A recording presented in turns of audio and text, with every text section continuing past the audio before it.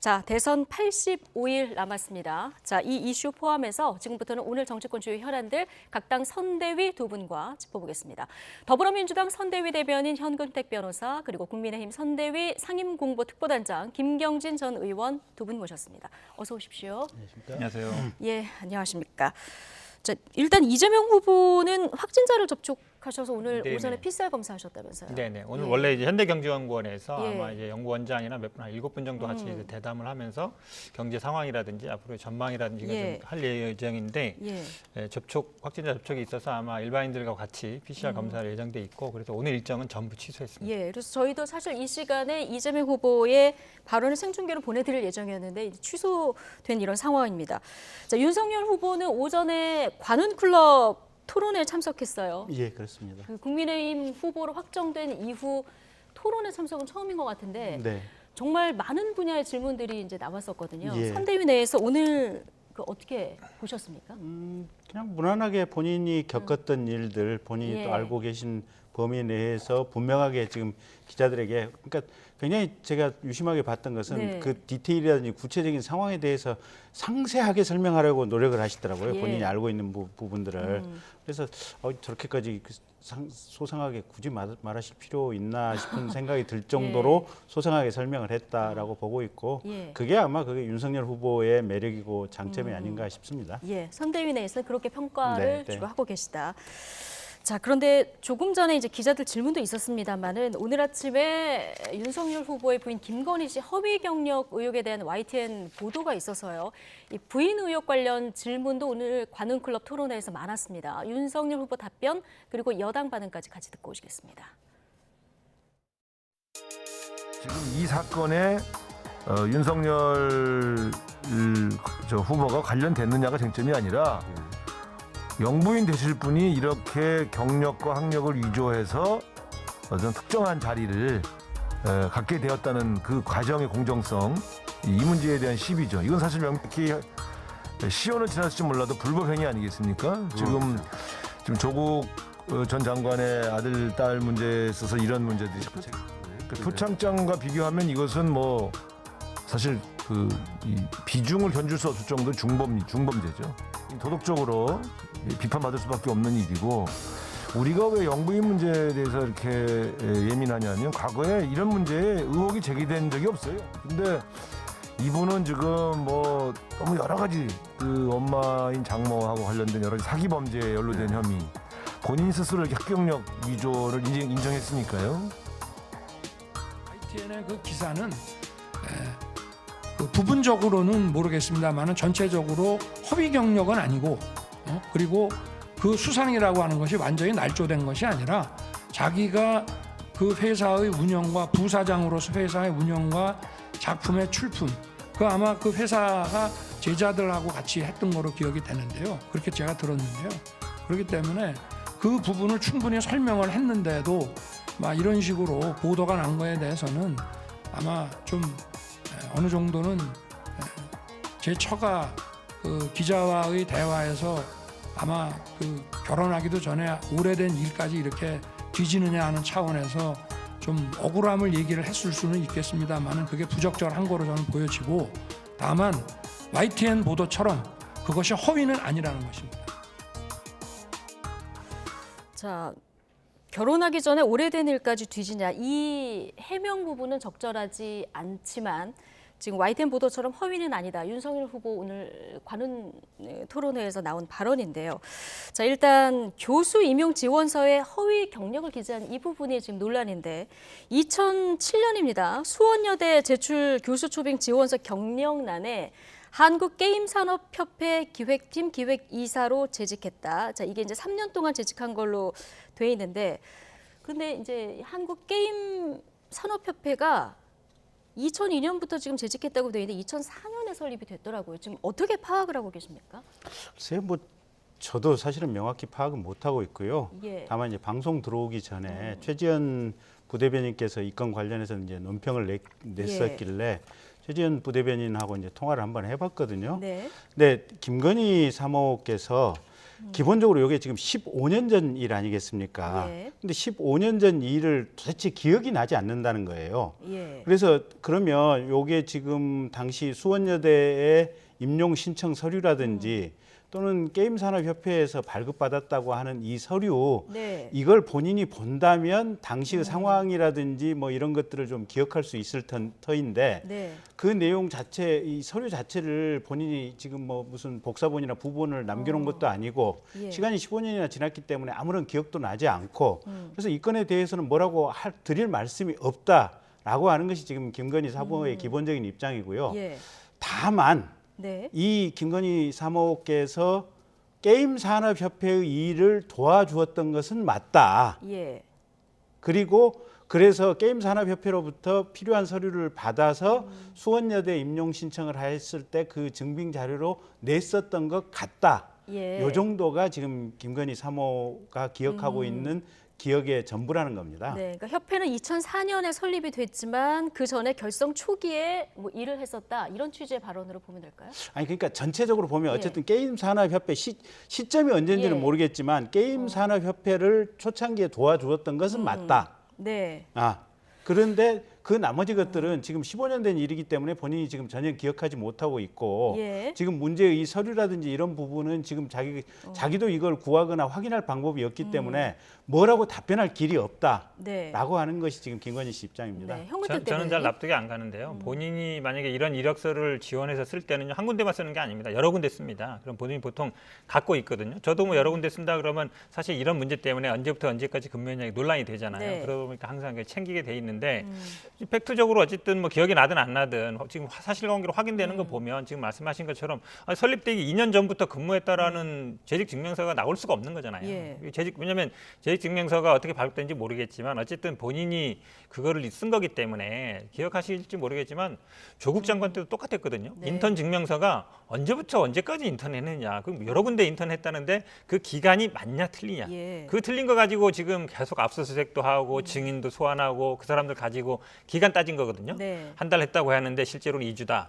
메일 나왔다고 했는데 4일밖에 안 나왔다. 결국은 그 당시에도 인턴 증명서도 결국은 인턴 근무 기간 이거 가지고 계속 문제가 됐고 그거 갖고 다 네. 수사를 한 거예요. 근데 만약에 그 수사했던 그 부인이었는데 그 당시 결혼 후잖아요. 본인이 만약에 부인이 이런 얘기 나왔는데 전체적으로는 허위가 아니고 부분적으로 문제가 있는데 전체적으로 문제 없습니다 얘기하면 본인이 그동안 조국 장관 아들 인턴 증명서 그렇게 수사했다는 건 뭐가 되는 거죠? 예. 제가 보기에는 뭐 말도 안 되는 얘기라고 보고 있습니다. 근무 기간을 잘못 기재하는 착오가 있을 수는 있지만 재직 증명서를 위조한 건 아니다. 자, 김건희 씨 해명은 이렇습니다. 근데 지금 경력만이 아니라 수상 경력에도 좀 허위로 보이는 부분이 있는데 지금 현근택 변호사도 말씀하셨지만 여당에서는 지금 표창장하고 비교하면은 이 비중을 견줄 수 없는 것이다 이런 반응까지 나왔거든요. 어떻게 보십니까? 글쎄요, 근데 이제 뭐 저 논란을 가지고 이제 상대적으로 그러니까 조국 씨 일가하고 지금 아마 비교하는 얘기를 우원식 의원이 이제 우상호 의원이 얘기를 한 것 같은데요. 일단 조국 씨 사모님 정경심 씨 판결문을 가지고 보면 일단 뭐 표창장, 그다음에 서울대 법학연구소 무슨 인턴, 그다음에 건국대학교, 그다음에 무슨 동양대학교 예. 일단 들어갔던 거기서 발급받고 했던 뭐 여러 가지 인턴 확인 증명서라든지 표창장이라든지 이게 일단 수채만 가지고도 한 10장 정도 되는 걸로 지금 제가 판결문상으로 네. 기억을 하고 있고요.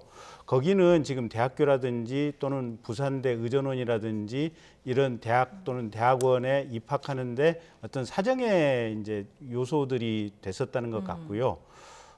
이제 반면에 김건희 씨 같은 경우는 일단 첫째는 그러니까 가장 이게 뭐냐면 이게 17년 전 얘기 아니겠습니까? 저게 예. 보면 그래서 이게 일단 상황이 명확하지가 않아서 본인도 그 서류를 봐야 지금 뭐라고 해명을 하는데 이게 해명을 본인 예. 그러니까 객관적인 상황 자체를 본인이 명확하게 분석을 해야 뭐라고 답을 할 수 있는데 네. 이걸 가지고 해명이 되니 안 되니 또는 무슨 예. 정경심 씨하고 비교가 되니 안 되니 이런 지금 논란 자체가 본인으로서는 답답하다 지금 이런 상황인 것 같고요. 굳이 이걸 조국 부인 정경심 씨하고 뭐 이게 종이가 한 장이니 10장이니 무슨 뭐 항목이 두 예. 가지니 뭐 이런 비교를 할 대상은 아닌 것 같아요. 그래서 글쎄 그 질문에 대해서는 제가 답변하기 상당히 좀 곤란하다 이렇게 말씀드리겠습니다. 예. 한 말씀 보태면요. 그 당시에 조국 장관이나 부인도 그런 얘기 많이 했어요. 인턴 증명서 그 여러 개 되는데 어떻게 다 기억하냐. 그럴 때도 질문했거든요, 기자들이. 아니 그래도 있지 않느냐. 지금 김건희 씨나 아니면 지금 국민의힘에서도 이게 진학과 관련 없다 그랬는데 조국 장관도 마찬가지예요. 그때 아들 미국에서 뭐 시험 본 거 퀴즈 문제 그렇게 그 진학 관계 없는 얘기였어요. 그런데도 그 문제 맞냐 아니냐 사실은 미국 대학에서 고발한 것도 아닌데도 업무방해로 기소하고 그랬거든요. 그다음에 출석 문제조차도 그 당시에 뭐 인턴 했냐 안 했냐 하면서 출석한 게 아니냐 이거 가지고도 했었거든요. 그 당시에 조국 장관 아들 딸 문제는요. 입시 문제만 한 게 아니었어요. 근데 지금 말씀처럼 이거는 뭐 입시와 관련된 거 없고 그다음에 네. 결혼 전이니까 문제 없다. 오래전이라 기억 안 난다. 이렇게 얘기할 수 있는 문제가 저는 전혀 아니다. 그 당시를 아마 기억해 보시면 알 겁니다. 어떤 일이 있었는지. 네. 자, 이 본인의 해명이 굉장히 중요할 것 같아서 아마 YTN 취재진이 계속 문자도 남기고 전화도 했는데 전화를 또 받으셨는 모양입니다. 전화를 받아서 해명을 했는데 이게 일부 그 수상 경력에 대해서 돋보이게 하려는 욕심이 죄라면 죄다. 자, 공인도 아닌데 이렇게까지 검증받아야 하나 이런 얘기를 좀 했거든요. 이 해명에 대해서는 어떻게 보십니까? 그러니까 이제 제가 전에 들었던 얘기로는 예. 이게 아마 그 무슨 게임 콘텐츠 관련해서 요게 이제 회사 명의로 출품이 됐었고 예. 그걸 제작하는 데 있어서 그 회사가 그리 큰 회사가 아니었다는 것 같아요. 예. 지금 한 4-5명 정도 같이 하는 이게 콘텐츠 제작 업체였다고 하는 것 같은데 이 콘텐츠를 만드는데 아마 김건희 씨가 이게 함께 협업을 하는데 이게 주도적인 역할을 했었다는 것 같고 예. 근데 어쨌든 출품 자체는 회사 명의로 출품이 됐고 수상도 회사 명의로 수상이 있었는데 본인이 이제 마치 개인이 상을 받은 것처럼 그렇게 뭐 이렇게 기재를 한 것 같다. 그 부분은 아마 그렇게 기억을 하시는 것 같아요. 그래서 회사 어쨌든 뭐 내가 실질적으로 그 콘텐츠를 만드는데 기여한 건 맞지만 수상 자체는 회사 명의로 있었는데 내가 개인적으로 수상을 한 것처럼 이렇게 그 임용 신청서에 기재를 한 부분과 예. 관련해 가지고는 그거는 개인이 돋보이기 위한 잘못인 것 같다라고 아마 그 부분을 인정을 하시는 것 같고요. 뭐 이게 이제 아까 계속 반복되는 얘기인데 시간이 워낙 네. 오래되다 보니까 본인 기억도 좀 불분명한 부분도 있고 그런 부분은 이제 좀 더 명확히 썼으면 회사 명의로 수상을 했는데 그 작품을 만드는데 내가 이러이러한 기여를 했다고 상술하게 뭐 이게 기술을 했으면 별 문제가 없었을 텐데 이제 그런 부분에 대해서는 본인도 조금 뭐 잘못이 있다라고 인정을 하시는 거겠죠. 예.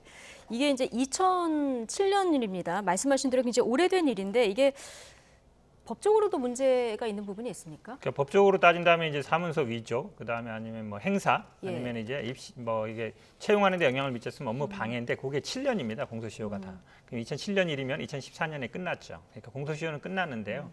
법적인 걸 떠나서 지금 이제 그때 이제 수상 부분도 두 가지잖아요. 네. 2004년 게 있고 2006년 건이 있는데 2004년 건은 그 회사 측에서 보면 그 당시엔 들어오기 전이다 이렇게 얘기하고 있는 거거든요. 2006년 건 말씀하신 것처럼 회사가 샀는데 그걸 개인이 수상한 것처럼 쓴 것이고 그럼 당연히 2004년 건은 더 문제가 되죠. 왜냐하면 그 회사 측에서는 그분 입사하기 전이다라고 얘기하고 있는 거니까 본인이 관여도 안 한 게 되는 거란 네. 말이에요. 근데 이게 겸임 교수니까 뭐 아무것도 아니지 않느냐. 1년 정도 겸임 교수라 했다는데 사실은 겸임 교수도 학생들 가르칩니다. 실제로 밖에 나가서 우리가 뭐 견임 교수님 이렇게 얘기하지 않거든요. 대부분 교수님 이렇게 얘기하기 때문에 중요하죠. 왜냐하면 겸임 교수라는 거는 학위를 갖고 얘기하는 게 아니라 경력, 그다음에 수상, 뭐 사회 실적 이거 갖고 하는 거거든요. 네. 그럼 경력을 어떻게 쓰는지 아니면 사회에서 어떤 공헌을 했는지 이게 굉장히 중요합니다. 그걸 보고 결국은 학생들에게 뭐 실무를 가리키거나 이런 거기 때문에 겸임 교수이기 때문에 오히려 더 저는 경력이라든지 수상 경력이 더 중요하다 보고 있습니다.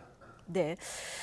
자, 뭐 이준석 대표는 윤석열 후보와 결혼 전에 있었던 일이다. 2012년에 결혼을 했으니까요. 자, 이렇게 방어를 했는데, 자, 대통령 후보 부인의 검증을 어디까지 해야 되느냐. 지금 여론조사 결과가 하나 있어서 저희 좀 보여드리겠습니다. 자, 국민들은 후보 배우자 검증에 대해서 이제 이렇게 생각을 하고 있었는데요. 자, 사생활 등 모든 의혹을 다 검증해야 된다. 25.7%고요. 사생활을 제외하고 도덕성과 비리 의혹만 검증해야 된다가 54.5%. 그리고 검증이 불필요하다. 17.2% 의견이었습니다. 김경진 의원님, 네. 어떻게 보십니까?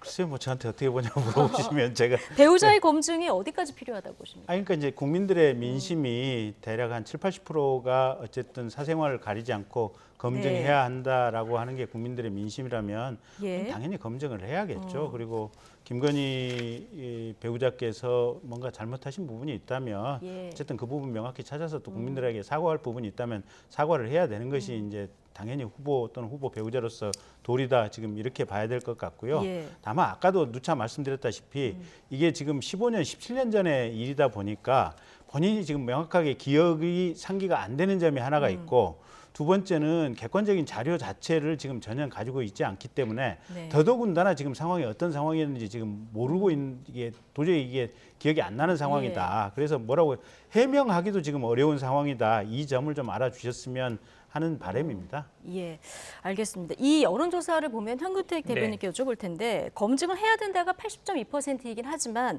사생활을 제외한 도덕성과 비리 의혹만 검증을 해야 된다. 이 네. 비율이 가장 높거든요. 그렇죠. 근데 최근에 이제 민주당 일부 인사들이 이제 외모 평가라든가 아니면 과거에 확인 안 된 이제 뭐 어떤 경력이라든가 네. 이런 부분에 대해서 이제 언급한 부분에 대한 비판도 좀 나오고 있는데 어떻게 보십니까? 그러니까 그럼 사생활과 아닌 거의 기준이 뭐냐 이제 그게 굉장히 중요해지잖아요. 네. 근데 우리 공직선거법에 어떻게 돼 있냐면 허위사실 유포하면 안 된다 그러면서 예를 들고 있어요. 예. 어떤 게 예를 들고 있냐면 출생지, 가족관계, 신분, 직업, 경력, 재산, 행위, 소속 단체 이렇게 돼 있습니다. 예. 그러면 예를 들어서 뭐 얼굴이라든지 아니면 뭐 결혼 예를 들어서 뭐 이름을 바꿨다든지 이건 사생활이 맞아요. 예. 근데 가족관계나 신분, 직업, 경력은 들어갑니다. 그러면 직업, 경력이라는 건 뭐냐면 과거에 어떤 일을 했느냐는 들어가는 거예요. 예. 단순히 뭐 그게 어떤 일을 했는 건 경력이 들어가는 거거든요. 그러니까 예를 들어서 지금 뭐 과거에 어떤 뭐 누군가를 만났다든지 라마다 호텔에서 어떤 일을 했다든지 그런 거는 제가 보기에 들어갑니다. 그건 사생활이라 할 수 없어요. 사생활이라 할 수 없다. 그렇죠. 예. 당연하죠. 지금 말씀드린 직업이라든지 경력이 들어가는 거거든요. 그다음에 당연히 그런데 지금 나오고 있는 문제가 되고 있는 지금 이제 뭐 교수 지원서라든지 거기에 수상 경력이라든지 이런 건 당연히 사생활 문제 예. 아니죠. 그래서 제가 보기에 지금 논란이 된 것 중에 개명했다는 여부라든지 아니면 얼굴을 뭐 성형했다 이런 건 사생활이 맞는데 그 이외의 것들은 사생활 아니면 뭐 여성 인권 문제 아니다. 왜냐면 이게 이게 법에 나와 있는 거예요. 이런 예. 것들은 허위로 하면 안 된다. 이런 걸로 허위했을 때는 처벌한다 있는 거거든요. 예. 이런 거는 검증이 대상이 되는 거죠. 네. 대선 후보의 부인이기 때문에 지금 뭐 얼굴 평가 정도를 제외하고는 나머지 다 이제 공적 영역으로 들어온다 이렇게 얘기를 해주셨는데 어떻게 보십니까? 글쎄요, 이제 현 변호사님께서 그렇게 생각하시면 그렇게 생각하시는 거고요. 결국 네. 이제 국민들의 민심이 정할 것이다. 그냥 그 정도만 말씀드리겠습니다. 민심이 정할 것이다. 네. 알겠습니다. 자, 대선 국면에서 지금 여야 후보 간 경쟁 구도뿐만 아니라 후보의 발언과 정책 제안에 대한 당내 이견도 좀 드러나고 있는데요. 당과 대선 후보 간 엇박자 관련 내용 보고 오시겠습니다.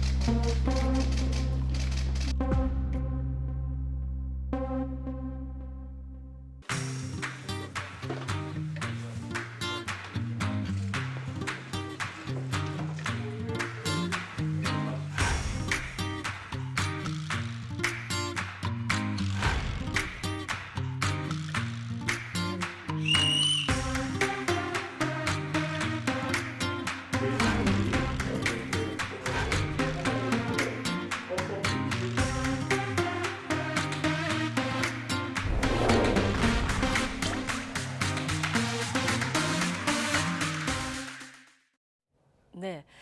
자, 먼저 후보만 보인다는 이재명 후보, 최근에 좀 거침없이 우클릭 행보를 좀 하는 모습도 보이는데 특히 대구 경북 방문 일정 중에 나온 전두환 그 공과 발언, 이 발언 여진이 좀 계속 되는 것 같습니다. 민주당 내에서도 지금 비판이 좀 나오고 있는데요. 그렇죠. 그러니까 공과를 논하는 게 맞느냐, 네. 공과를 얘기할 수 있는 사람이냐, 대체적으로 예. 그런 거잖아요. 지난번에 우리가 뭐 그 윤석열 후보 그렇죠. 나왔을 때도 예. 마찬가지고 이렇게 뭐 조문 가는 부분에 대해서 많은 사람들이 비판을 했던 거라서 저도 뭐 이 부분은 사실은 뭐 얘기를 많이 하다 나온 건데 약간 뭐 과한 발언이 아닌가 이렇게 보고 있습니다. 네.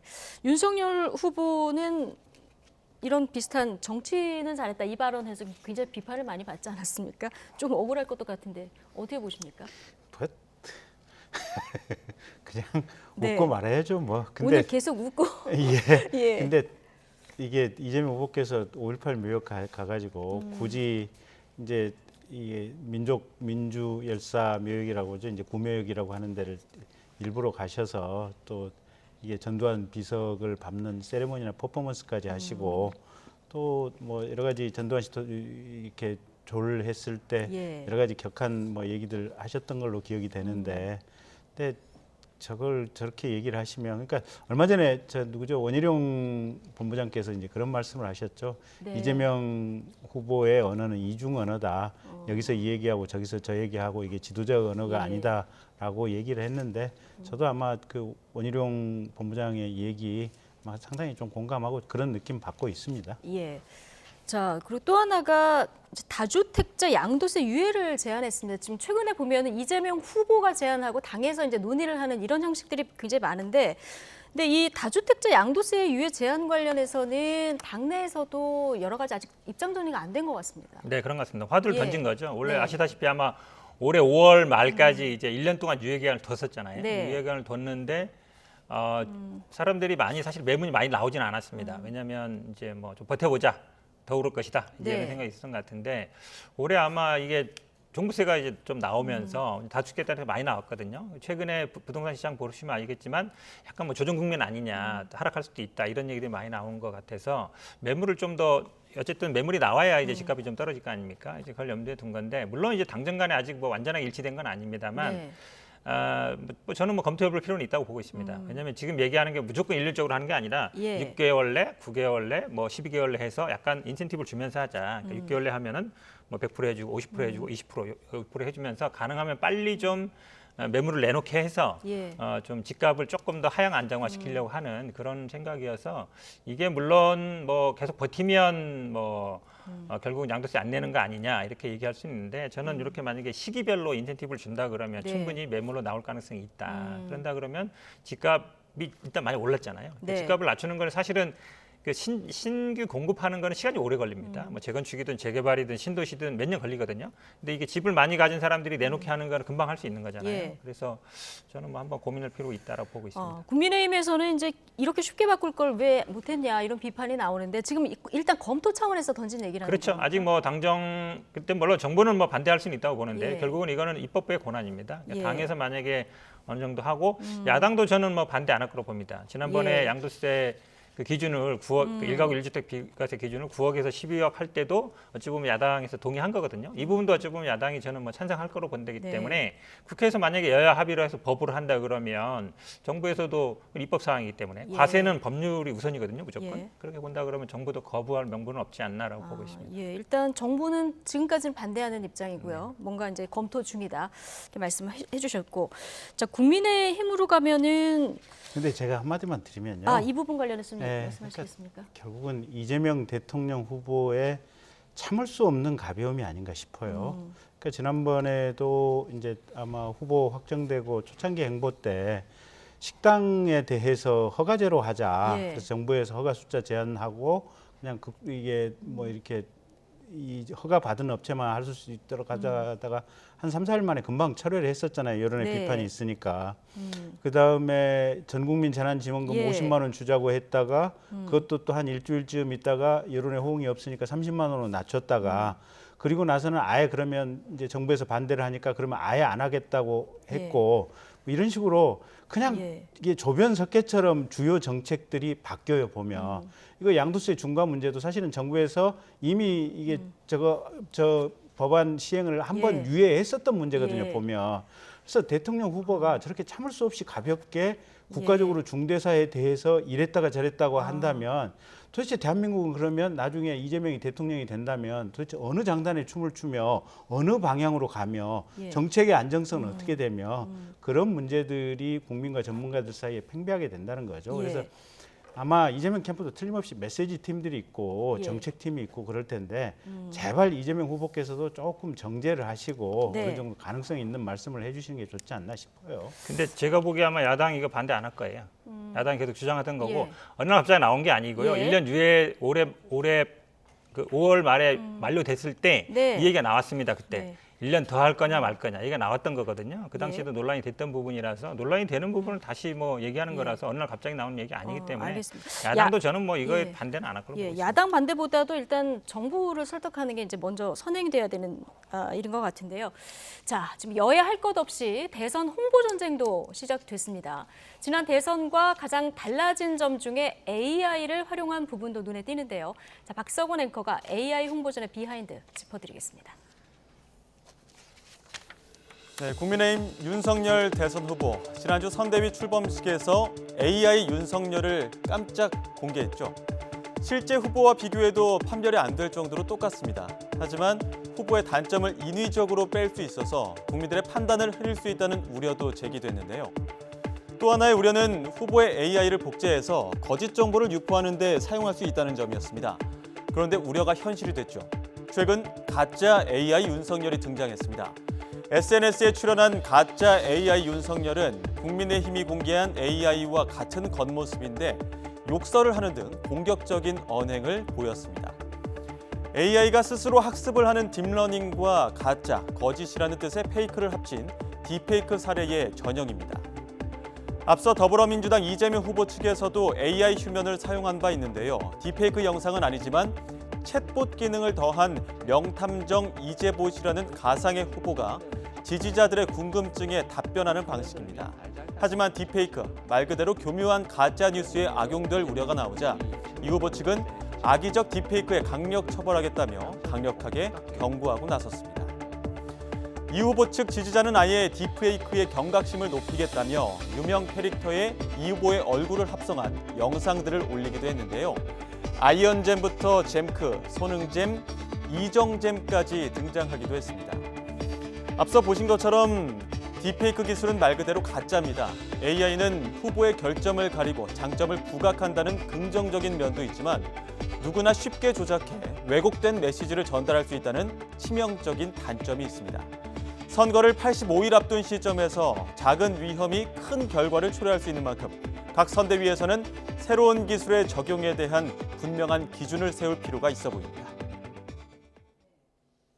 지난주였던 것 같은데 현근택 대변인께서 이 윤석열 AI에 대해서 실제 모습하고 좀 달라서 유권자 모습을 좀 그 판단을 흐리게 할 수 있다 이런 지적을 해주신 것 같은데 김경진 대변인님 이게 AI를 복제한 가짜 AI 윤석열 이런 것까지 등장을 했습니다. 글쎄 그러니까요. 예. 그만큼 이제 기술이 고도화됐고 사실은 또 웬만한 수준을 가진 정도면 이 고도화된 기술에 쉽게 접근하고 활용할 수 있을 정도로 범용화가 됐다. 지금 이렇게 봐야 될 것 같고요. 예. 그렇기 때문에 이제 가짜 AI 윤석열이 등장하는 지금 이런 상황인 것 같은데 예.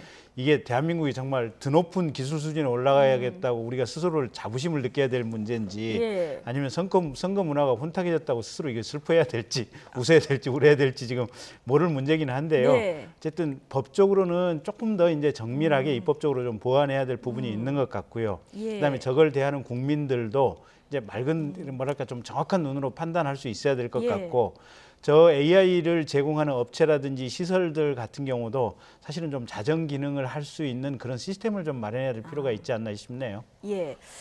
어쨌든 이번 대선에서 처음 보는 풍경들이 네. 굉장히 많은데 어쨌든 업체도 자정 능력을 기울여야 되고 입법적으로도 좀 보완할 필요가 있다 얘기를 해주셨거든요. 그렇죠. 예. 이게 아시겠지만 아마 예전에 저 오바마 전 대통령이 예. 이제 트럼프 대통령 욕하는 영상 나오면서 굉장히 논란이 됐었거든요. 네네. 미국에서도. 그러니까 그러다 보니까 이제 유럽이나 미국에서도 선거 운동으로 이걸 하는 거에 대해서는 대부분 이제 규제 쪽으로 많이 가고 있습니다. 왜냐하면 만약에 예를 들어서 선거 막판에 뭐 본인이 뭐 사퇴한다든지 이렇게 하면 큰일 나는 거잖아요. 근데 국민들이 속일 수 있는 그렇죠. 거거든요. 예. 그럼요. 지금 왜냐하면 욕하는 게 나오는 것도요. 사실은 이게 먼저 나왔기 때문에.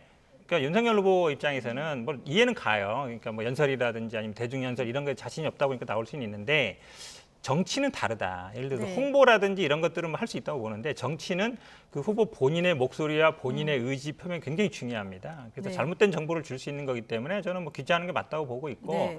사실은 이런 게 만약에 횡행하게 되면 가짜와 진짜 구분이 안 가게 예. 되거든요. 그럼 유권자의 판단은 흐린 거기 때문에 저는 뭐 입법하면 가장 좋겠지만 그 전이라도 이 정도 선은 그어줘야 된다. 예. 저는 뭐 업계에서 자율적으로 하는 건 어렵고요. 예. 캠프 간에 뭐 예를 들어서 협정을 맺는다든지 아니면 국회에서 지금이라도 예외를 통한 선거운동은 안 된다. 이렇게 저는 규정을 해주는 게 맞다. 왜 그러냐면 지금 선거운동은 모두 다 저도 법을 검토해봤는데 공직선거법은 다 네. 사람을 전제로 하고 있어요. 이게 사람은 네. 아니잖아요. 그러다 보니까 그렇다고 해서 뭐 도구도 아니고 네. 뭐 기계도 아니고 이제 그런 법의 한계성이 있기 때문에 저는 이번 기회에 이에 대한 뭐 규제 법안을 만드는 게 맞다라고 네. 보고 있습니다. 기술의 발전도 활용해야 되고 또 부작용이 나오니까 이거 규제도 해야 되고 자, 접점을 찾는 게 모든 문제에서 다 어려운 것 같습니다.